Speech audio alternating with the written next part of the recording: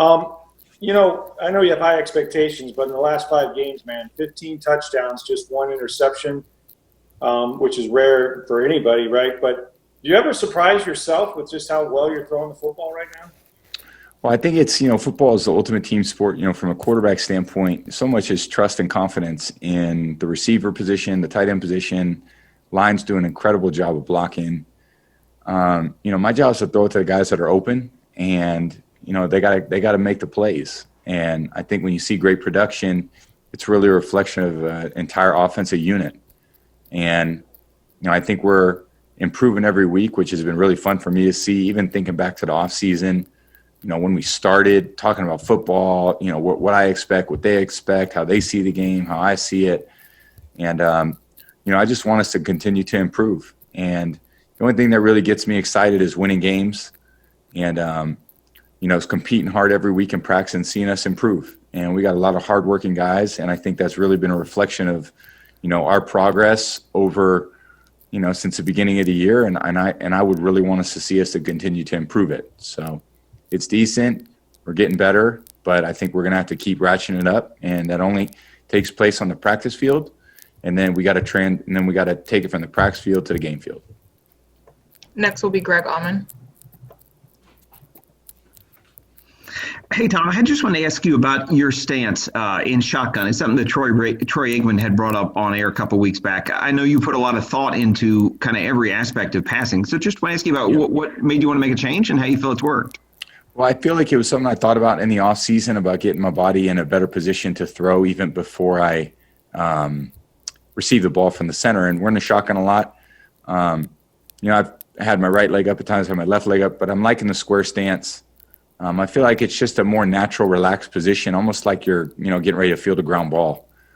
And then I just got to turn my body and I'm in a good position to throw. But sometimes if you start off, let's say not in a good throwing position, you got to do something to get yourself in a good throwing position. I think what I'm trying to do is start in a good throwing position. And then when I rotate my body, I'm locked and loaded and ready to go. So I don't have to do much adjustment post snap. Just got to catch the snap, pivot my body, and feel like I'm in a good position to throw. Next will be Jenna Lane. Hey, Tom. Regarding your new teammate, Antonio Brown, this isn't the first friend or teammate you've had with the past, and you've also got a sterling reputation yourself.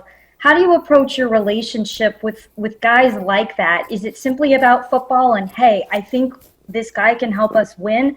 Or is it even more than that? Like, maybe I can have a positive impact on this guy. I'm just curious to kind of hear your thought process on how you try to navigate those relationships.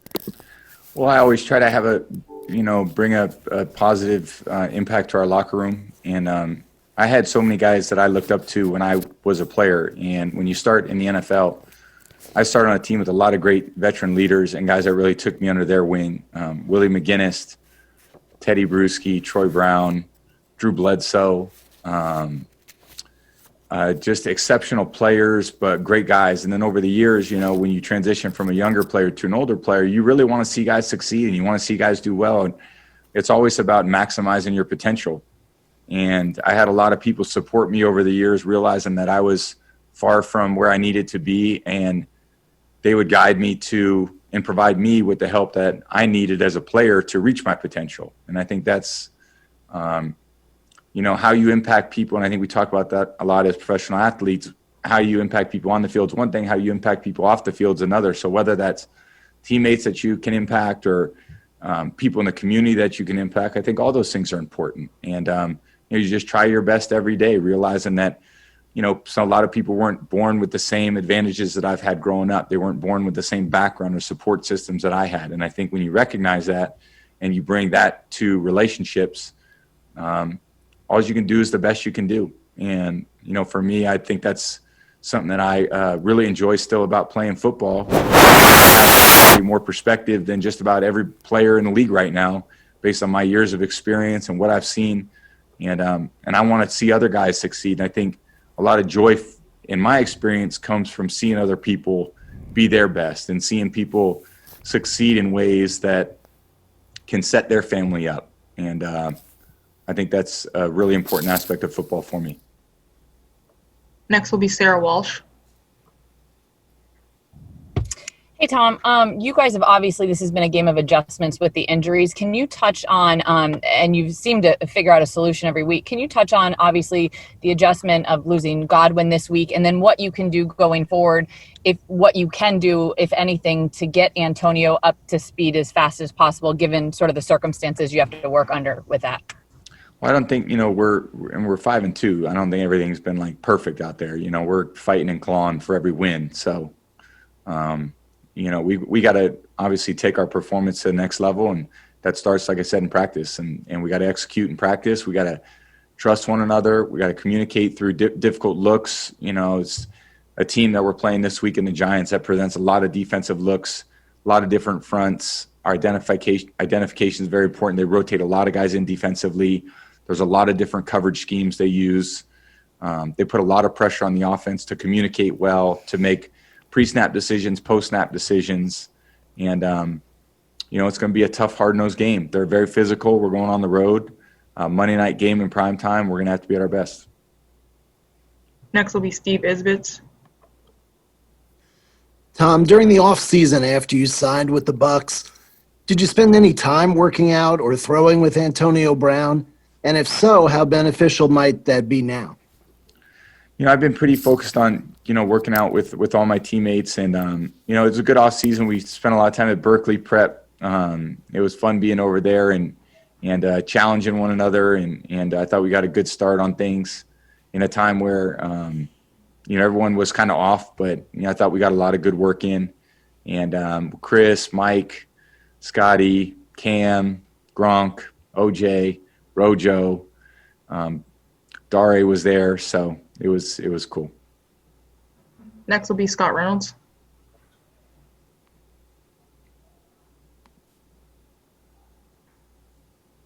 Hey, Scott. Hello?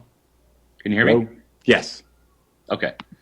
I wanted to ask you, you've had years where you've had really good weapons and some years where you've been limited in terms of the good weapons around you. How comforting is it for you to have so many great weapons to throw to in Tampa, given your stance and Bruce's of throwing to the open guy and then virtually every one of those guys being a playmaker for you?